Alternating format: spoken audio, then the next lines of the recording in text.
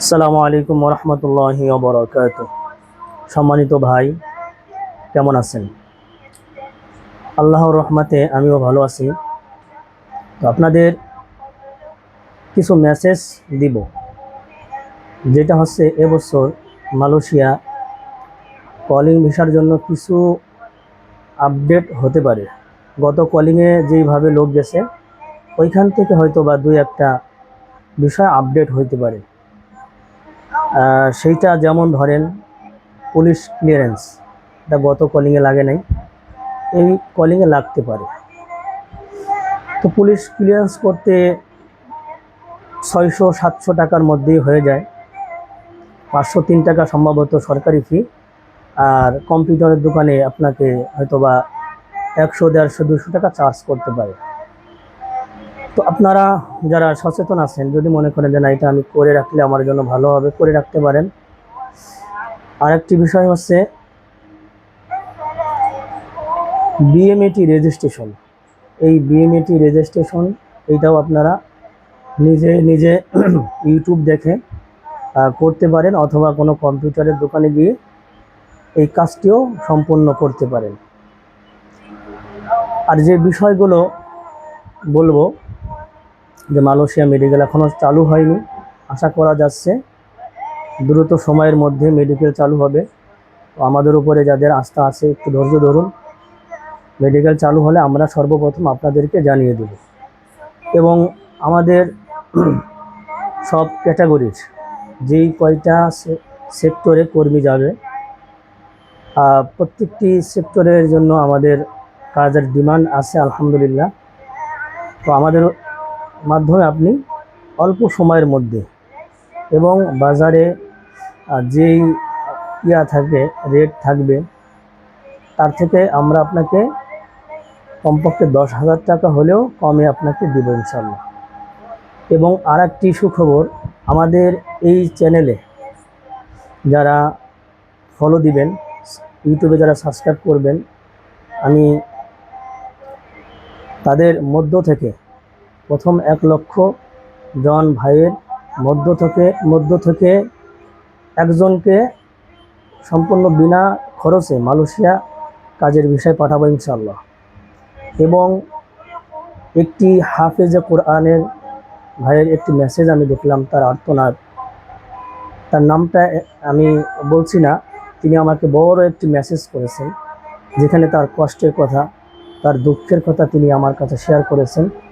তো সেইখান থেকে মনে হলো যে একজন হাফেজে কোরআনকেও মালয়েশিয়া ফ্রিতে পাঠানো দরকার। তো আমি তো আপনাদের মধ্য থেকেই ব্যবসা করে সেখান থেকে এক ভাইকে আমি পাঠাবো।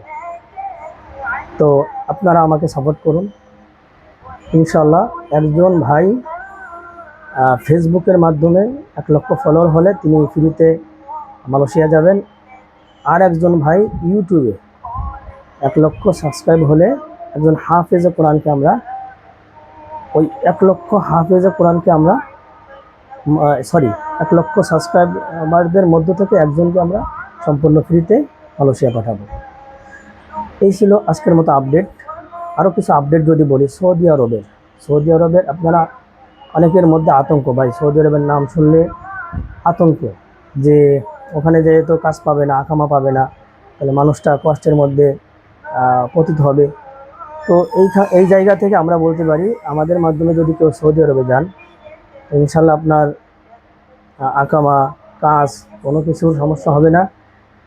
তো ইনশাল্লাহ সৌদি আরব, এরপরে হচ্ছে আপনার মালদ্বীপ, মরিচাস, দুবাই, এই দেশগুলোতে যারা অল্প সময়ের মধ্যে যেতে চান, তো অবশ্যই আমাদের সঙ্গে অতি দ্রুত যোগাযোগ করবেন। সৌদি আরবের ভালো ভালো কোম্পানিতে ডেলিগেটের মাধ্যমে আপনি যেতে পারবেন। ডেলিগেট ছাড়াও বলতে গেলে সৌদি আরবের সব কাজের ডিমান্ড আছে। আপনি কি কাজ জানেন? যদি কোনো কাজ না জানেন, সেক্ষেত্রে আপনি ক্লিনার অথবা জেনারেল লেবার, এই পোস্টে আপনাকে যেতে হবে। তবে আপনাদেরকে আমি সাজেস্ট করব, যদি কোনো ভাই কাজ শেখেন, দেখেন আপনি যদি একটা কাজ শেখেন, আমরা আসলে 3 মাস সময় নিয়ে কাজ শিখব, এই ধৈর্য, এই ক্ষমতা আমাদের হয় না। বা এই সুযোগ আমাদের হয় না। কিন্তু আপনি যেই সৌদি আরবে যাবেন, বছরের পর বছর থাকবেন, সেখানে তো আপনাকে বছরের পর বছর কাজ করতে হবে। আপনি যদি একজন দক্ষ লোক হন, সেখানে আপনার সম্মান থাকবে, ডিমান্ড থাকবে, চাহিদা থাকবে, আপনার বেতন ভালো হবে। তাহলে আপনি কেন 3 মাস কষ্ট করতে রাজি না বলেন ভাই? তো বিএমইটিতে বা টিটিসিতে বিভিন্ন কাজের সার্কুলার তারা দিয়ে থাকে। তো আপনাদেরকে আমি সাজেস্ট করব, আপনারা যে কোনো একটি হাতের কাজ শিখুন। অনেক ভাই আছে বাসায় কখনো কাজ কাম করে নাই, তো মনে করে যে বিদেশ মনে হয় অনেক স্বর্গের জায়গা, বিদেশ মনে হয় অনেক শান্তির জায়গা। না ভাই, বিদেশ মানেই কষ্ট। এটা আপনাকে মাথায় রাখতে হবে। 1 নম্বরে, বিদেশ মানেই হচ্ছে কষ্ট। আপনাকে 12 ঘন্টা 8 ঘন্টা বেসিক ডিউটি করার পরে 4 ঘন্টা ওভারটাইম করতে হবে। যদি করেন, ছুটির দিনও আপনাকে ডিউটি, অনেক কোম্পানিতে রিকোয়ারমেন্ট থাকে, ছুটির দিনও আপনাকে ডিউটি করতে হবে। এরপরে বাসায় আসার পরে একজন লোক 12 ঘন্টা ডিউটি করার পরে তার রান্না তার নিজে করতে হবে। এরপরে রান্না বান্না করে খাওয়া দাওয়া শেষ করে একটু ঘুমাবেন 6 ঘন্টা, ঘুম থেকে ওঠে আবার ডিউটি, ডিউটি থেকে বাসায় আসে আবার রান্না, আবার ঘুম, আবার ডিউটি। এই হচ্ছে প্রবাস জীবন। এই জিনিসটা মাথায় সেভ করতে হবে। অনেকে মনে করে যে বিদেশ মনে হয় শান্তির জায়গা, পরবর্তীতে দেখা যায় এরা বাসায় কখনো কোনো দিন কোনো কাজ করে নাই, কষ্টের স্বীকার করে নাই। এরা বিদেশে যাওয়ার পরে এই যাত্রীগুলো নিয়েই সমস্যা হয়। তারা বিভিন্ন সমস্যা করে যে আমার এই সমস্যা হয়েছে, এজেন্সি এটা করে নাই, ওইটা করে নাই। এক্স্যাক্টলি তার কাজ করার মন মানসিকতা নাই। সে একটা ভাবছে, ওখানে যে গিয়ে দেখে সম্পূর্ণ ভিন্ন। এত কষ্ট বা এত প্যারা সে নিতে পারে না। এই জন্য আপনাদেরকে বলবো, বিদেশে যারা যাবেন, কষ্ট, কাজ সব কিছু করার মন মানসিকতা এখন থেকে তৈরি করতে হবে। মনে করতে হবে যে ওখানে যে আমি কষ্ট, যত কষ্ট হোক আমি স্বীকার করতে পারবো। তাহলে একটা বিষয়। আরেকটি বিষয় হচ্ছে কলিং ভিসা। এই কলিংয়ে ভিসার জন্য অনেকে মেডিকেল শুরু করছে। তো মেডিকেল আপনারা এখনও চালু হয় নাই, তো মেডিকেল করবেন না। তবে আপনারা একটা জিনিস করতে পারেন, আপনারা মেডিকেল চেক আপ করাতে পারেন।